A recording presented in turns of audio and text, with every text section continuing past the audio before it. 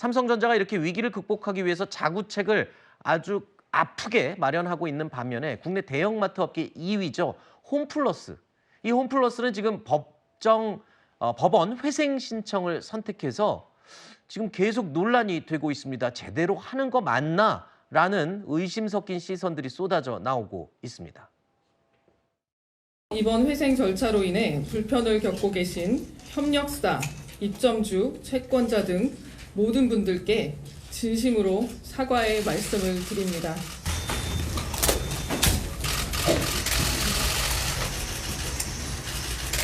선제적 기업 회생이라는 생소한 개념까지 동원하며 신개념 먹튀를 시도하고 있습니다. MBK의 탐욕으로 인한 경영 실패를 인정하고 사과하십시오. 자, 홈플러스가 기업 회생 절차에 돌입한 건 사모펀드 MBK가 인수한 지 10년 만인데요. 이 MBK의 김병주 회장, 홈플러스에 물품을 납입하는 소상공인들이 결제 대금을 지급받을 수 있도록 사재를 출연하겠다, 개인 재산을 내놓겠다라고 발표를 했습니다. 전례를 찾기 어려운 일인데 워낙 주변에서 불신을 하니까 네. 저렇게까지 한 건데 그것마저도 사람들이 지금 그렇게 고운 시선으로 안 보고 있어요. 왜 그럽니까? 이 사모펀드라는 정책 때문에 그런 겁니까? 1차적으로는 당연히 그래요? 사모펀드가 돈의 논리에 의해서 움직이는 곳이기 때문에 일부러 뭐 기업 사냥을 하는 곳이다 이렇게 이미지가 씌워져 있잖아요. 네, 맞습니다. 김병주 회장이 정확히 얘기하면 홈플러스의 오너는 아니죠. 그렇죠. MBK를 통해서 이제 지배를 하고 있는 구조인 건데 어쨌든 이번 홈플러스 사태 해결을 위해서 사재 출연을 약속은 했지만 구체적인 재정 지원 방식이나 액수 이런 것들이 이제 빠져 있기 때문에 채권자들은 여전히 지금 의심의 눈초리를 거두지 못하고 있는 그런 상황입니다. 네. 또 하나 홈플러스 정상화라는 근본적인 대책이 없으면 이런 식의 사재 출연도 결국에는 밑빠진 독에 물 붓기밖에 될 수 없다. 그러니까 결국 미봉책에 불과하다라는 지적이 많이 나오고 있습니다. 네. 업계에서는 지금 홈플러스 정상화를 하려면 최소 1조 원 정도의 금액이 필요하다라는 추정이 나오는데 이거를 과연 김 회장의 개인 사재 출연만으로 감당 가능하겠냐. 사재 출연만으로 선 긋는 게 아니라 MBK 차원에서 홈플러스 정상화를 위해서 더 적극적으로 뛰어들겠다라는 태도와 의지를 보여줘야 된다라는 이야기가 나오고 있습니다. 그런데 지난주 열렸던 홈플러스 측의 홈플러스 경영진이 참석했었던 당시 기자간담회를 봐도 홈플러스 경영진의 모습은 MBK 책임론과는 좀 선을 긋는 이런 모습들을 나타냈어요. 그러니까 홈플러스의 대주주로서 회생 계획에 대한 의지가 있는지 이런 것들을 묻는 질문에 홈플러스 경영과 MBK와는 상관이 없다라는 취지의 발언들을 계속해서 해왔거든요. 그러니까 별개로 봐야 된다라는 거죠. 그리고 또 주주로서의 권리로서도 얘기를 했는데 사실 시장에서 얘기하고 있는 거는 MBK가 대주주로서의 책임을 지라라는 이야기를 하고 있는데 이것도 역시 선을 긋는 모습 그리고 김 회장의 어떤 개인 사재 출연으로 일단은 지금의 비판이나 위기만 모면하려는 모습이 아닌가라는 의구심을 계속해서 갖고 있는 겁니다. 자, 이 MBK라는 회사, 이른바 사모펀드라고 아까 말씀을 해주셨는데 이렇게 사모펀드가 손을 대는 기업들이 과거 사례들을 봤을 때 좋은 결과를 낸 적이 없다면서요. 좋은 결과를 낸 적도 있지만 특히 우리나라 사례들을 보면 대부분은 기업 가치가 훼손되거나 소위 과도한 차입 경영으로 인해서 기업의 단물만 쏙 빼먹고 속된 말로 먹튀를 하는 사례들이 많이 있었습니다. 대표적인 게 국내에서는 가구업계 1위였던 한샘이 대표적인 예인데요. 사모펀드가 인수하고 나서 매출이라든지 영업이익이 급감하는 모습을 보였고요. 또 밀폐용기 같은 걸로 유명했던 락앤락 같은 경우도 사모펀드 인수된 뒤에 실제 시가총액이 급감을 하고 영업이익이 영업 적자로 전환하는 이런 기업 경쟁력 자체가 아예 훼손이 되는 이런 사례들이 많이 있었습니다. 네, 좋은 사례도 물론 있었겠지만 과거에 이러한 사례들 때문에 이 사모펀드라는 오명에서 벗어나지 못하고 있는 것 같습니다. 앞으로 어떻게 될지 좀 지켜봐야 될 상황이고요. 한 가지만 더 말씀을 드리면 사모펀드가 어떤 기업을 인수합병을 할 때에 원래 본질적인 목적은 위기에 빠진 기업에 긴급 자금을 수여를 하고 경영 정상화를 통해서 기업 가치를 올린 다음에 네. 되팔아서 차익을 남기는 이런 식의 이제 모델을 갖고 있는데 결국 그 업계의 특성을 이해하지 못하고 금융적인 측면으로만 접근한 것이 이런 제2, 제3의 홈플러스 사태를 낳았다. 그런 지적도 있습니다. 그렇군요.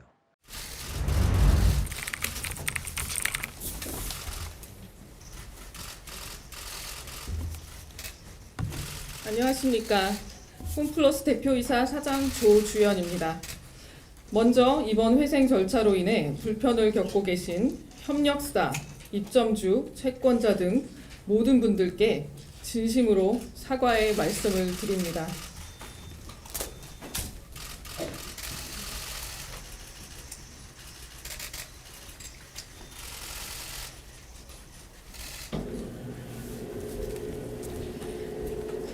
많은 분들의 피해와 불편을 최소화하기 위해 하루라도 빨리 회사를 정상화하는 데 최선을 다하겠습니다.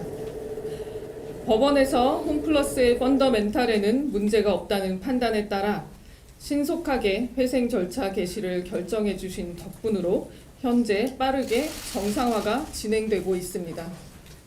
지난 6일부터 재개된 상거래 채권에 대한 지급이 순조롭게 이루어짐에 따라 극히 일부 협력사를 제외하고는 상품 공급이 거의 다 안정화되었으며 금융채권 상환이 유예되면서 금융부담이 크게 경감됨에 따라 현금 수지도 조만간 곧 개선될 것으로 예상합니다. 회생 절차가 개시된 3월 4일 이후 한 주간 동안의 매출은 역대 최고 실적을 달성했던 작년 동기 대비 13.4%나 증가했으며 객수도 5% 증가하는 등 회생 절차와는 상관없이 영업에서도 좋은 성과를 보이고 있습니다. 이것은 2022년 선보인 식품 특화 매장인 홈플러스 메가푸드마켓 점포의 매출 증가 및 온라인 부문의 성장, 그리고 멤버십 회원 수가 1,100만 명을 초과하는 등 고객 기반이 크게 늘어난 것에 기인한 것으로 향후로도 지속적으로 성장할 것으로 기대하고 있습니다. 협력사와 임대점주들께 지불해드려야 하는 상거래 채권은 순차적으로 지급해드리고 있으며 다소 시간이 걸리더라도 모두 지급할 것입니다. 또한 회생 절차 개시로 인해 금융채권 상환이 유예되면서 상환이 유예된 매입 채무 유동화와 기업 어음 관련 채무도 향후 회생 절차에 따라 전액 변제될 것으로 예상하고 있습니다. 담보 채권자들의 채무 또한 회생 절차에 따라 전액 변제될 것으로 예상하고 있습니다. 어제까지 상거래 채권 중 3,400억 원을 상환 완료했고 대기업과 일부 브랜드 점주를 제외한 대부분의 영세업자 채권은 곧 지급 완료될 것입니다. 또한 13일 기준 가용 현금이 1,600억 원이며 영업을 통해 계속 현금이 유입되고 있어 자녀 상거래 채권 지급에는 큰 문제가 없는 상황입니다. 이처럼 모든 부분에서 빠르게 안정을 찾아가고 있지만 완전히 정상적인 상황으로 회복하기 위해서는 여러분들의 양해와 도움이 절실합니다. 협력사 및 임대점주 분들께서는 지금 당장 모든 채권을 변제 받으시기를 바라시겠지만 현실적으로 모든 채권을 일시에 지급해 드리기는 어려움에 따라 소상공인과 영세업자 분들의 채권을 우선순위로 하여 순차적으로 지급 중에 있습니다만 이 부분에서 대기업 협력사의 양해가 꼭 필요한 상황으로 이 자리를 빌어 간곡하게 부탁드립니다. 자금 사정이 어려운 소상공인 분들께 먼저 대급을 지급해 드릴 수 있도록 대기업에서 조금만 양보해 주시길 협의하고 있고 대기업 채권도 분할 상환 일정에 따라 반드시 모두 변제할 것을 약속드립니다. 회사를 하루빨리 정상화하는 것만이 협력사와 임대주 그리고 직원들 모두가 다시 예전의 일상으로 돌아갈 수 있는 유일한 길이라는 점을 이해해 주시고 적극 협력해 주시면서 14일 현재 하이퍼, 슈퍼, 온라인은 95%의 거래 유지율을 유지하고 있으며 몰 99.9%, 물류 100%, 도급사 100% 등 나머지 부분은 모두 회생 절차 개시 이전과 다름없는 거래 유지율을 보이고 있습니다. 한 가지 간곡하게 부탁드릴 말씀은 전 임직원들이 하루빨리 회사를 정상화하기 위해 최선을 다하고 있습니다만 매일 우리 홈플러스에 대한 부정적인 내용들이 계속 보도되면서 조기 정상화에 큰 어려움을 겪고 있습니다. 잘못한 부분에 대해 질책해 주실 부분은 따끔하게 질책해 주시되 조속하게 회사를 정상화하여 2만 명 직원들과 협력사, 임대주 등 수만 명의 관계사 가족들이 불안감을 떨치고 정상적인 생활로 돌아갈 수 있도록 진심을 다해 노력하는 부분에 대해서는 따뜻한 눈길로 보아주시면 정말 큰 힘이 되겠습니다. 당초 협력사, 임대주 그리고 직원들의 피해를 막기 위해 회생 절차를 신청했던 만큼 정산 지연으로 인해 협력사나 임대주분께서 긴급 자금 대출을 받는 경우 그 이자도 지급하는 등 회사로서 할 수 있는 모든 부분에 대해 책임을 다함으로써 이번 회생 절차로 인해 어떤 분도 피해를 입지 않도록 최선을 다하겠습니다.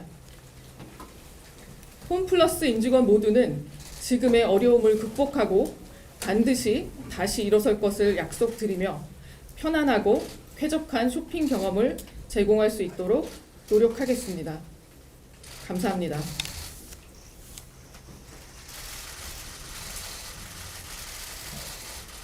네, 대표이사 사장님께서는 자리로 다시 돌아가 주시고요. 오늘 신문에서 어떤 점 위주로 말씀하셨을까요? 나중에 말씀드리겠습니다. 직원 월급은 잘 나오고 있는 건가요? 그냥 나중에 저랑 얘기했어. 뭐 아, 이거 네. 뭐 저희가 피할 건 아니고요. 뭐 회사가 그 선제적으로 저희가 회생 신청을 산 거고요. 법원에서 그 점을 잘 이해해 주셨고 회사의 상거래 채무나 임직원들 급여 채권들 정상적으로 변제될 수 있도록 하기로 했습니다. 그래서 회사는 정상적으로 운영되고요. 저희가 갑작스러운 신용등급 하락 때문에 생긴 단기 유동성에 대한 대비 차원에서 신청을 했다고 보시면 될 것 같습니다. 네, 그럼 영업엔 지장 없습니다. 부동산 매각 의지도 있으신 건가요? 이제 저희가 아니라 이제 법원에서 회생 절차에 따라 결정할 것이기 때문에 제가 여기서 드릴 수 있는 말씀은 없고요. 중요한 건 오늘은 법원에서 저희 회생 신청에 대해서 신문하셨고 그 결과 회사가 지금 지급불능이나 부도가 전혀 없지 않습니까? 정상적인 상태에서 신청이 들어온 거고 등급 하락했다는 방어 차원에서 한 것이기 때문에 그거 인정해 주셨고 그래서 상거래 채무 그다음에 임직원들 급여 정상적으로 변제될 수 있도록 법원이 잘 감독하고 도와주시길 하셨습니다. 그래서 방금 조금 전에 개시 결정이 났습니다. 회생 개시로 결정이 났나요? 예, 결정 났습니다. 오늘 바로요? 예, 조금 전에 났습니다. 그래서 좀 아마 보도 자료가 나간 걸로 알고 있고요. 그래서 회생 개시 결정이 났기 때문에 회생 절차 내에서의 언설튼티는 없고요. 이제부터는 법원에서 법원의 절차에 따라서 정리를 절차를 진행할 것 같습니다. 예.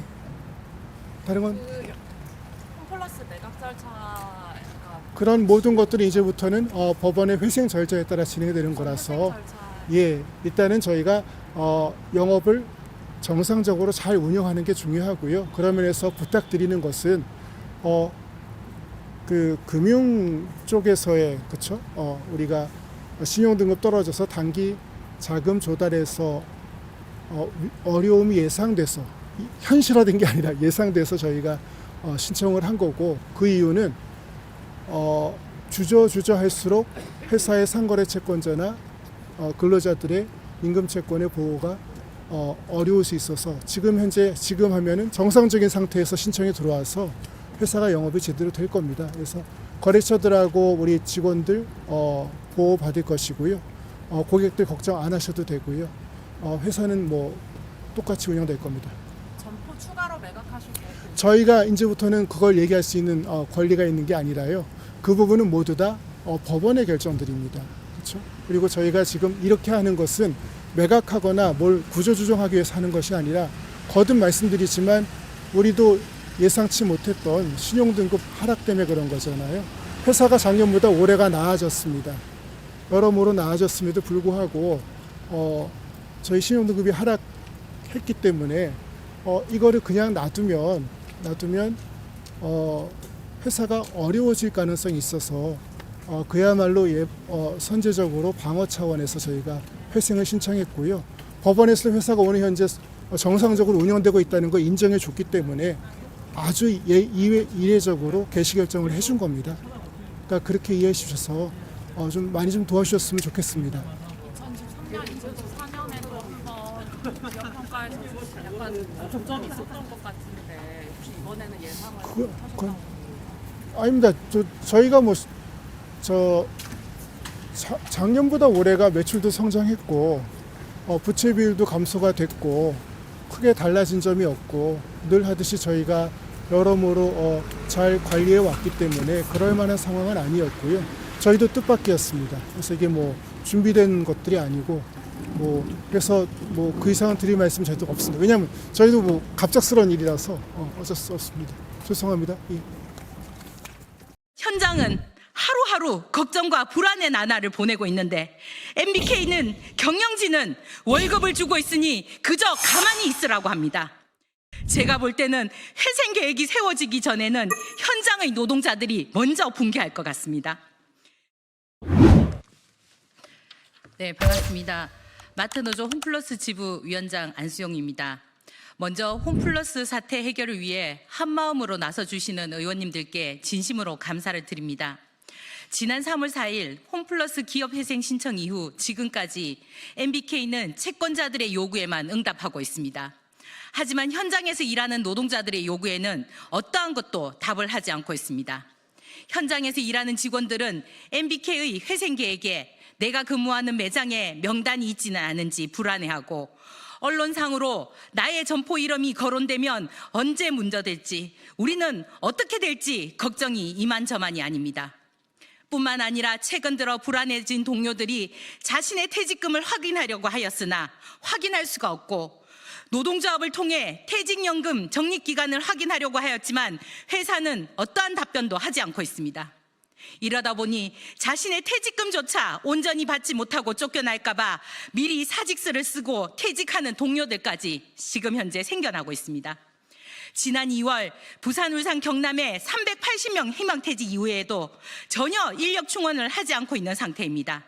이런 고용 불안의 상태와 인력 부족으로 인한 고강도 노동의 상태가 지속된다면 현장에서는 스스로 퇴직하는 동료들이 더욱더 많아질 것입니다. 그나마 직영 직원들은 나은 상황입니다. 협력업체에서 일하는 노동자들은 상황이 더욱더 심각합니다. 납품이 줄거나 아예 중단한 협력업체의 경우 노동자들은 근무 시간이 줄고 다른 매장으로 옮겨가야 하거나 최악에는 계약해지까지 당하고 있다고 합니다. 지난 일요일 10년간이 한 업체에서 일한 40대 남성 직원이 권고사직을 당했다며 인사를 하는데 함께 일하는 직원들이 그 안타까움과 걱정으로 눈물을 보이시고 계십니다.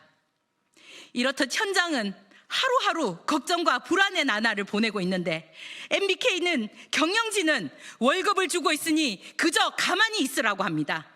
정말 저희들이 가만히 있으면 우리의 일자리가 지켜질까요? 가만히 있으면 홈플러스의 10만 명의 생존권이 지켜질 수 있을까요? 제가 볼 때는 회생 계획이 세워지기 전에는 현장의 노동자들이 먼저 붕괴할 것 같습니다. 제발 호소드립니다. 현장에서 일하는 노동자들은 안정적으로 일할 수 있도록 노동자들의 생존권과 고용 안정이 포함된 회생 계획이 빠르게 작성되고 투명하게 공개될 것을 진심으로 요청드립니다. 현장의 노동자들이 살아야 홈플러스도 살아날 수 있습니다. MBK는 반드시 10만 명의 생존권을 위해 책임 있는 답변을 해줄 것을 강력히 요청드립니다. 감사합니다.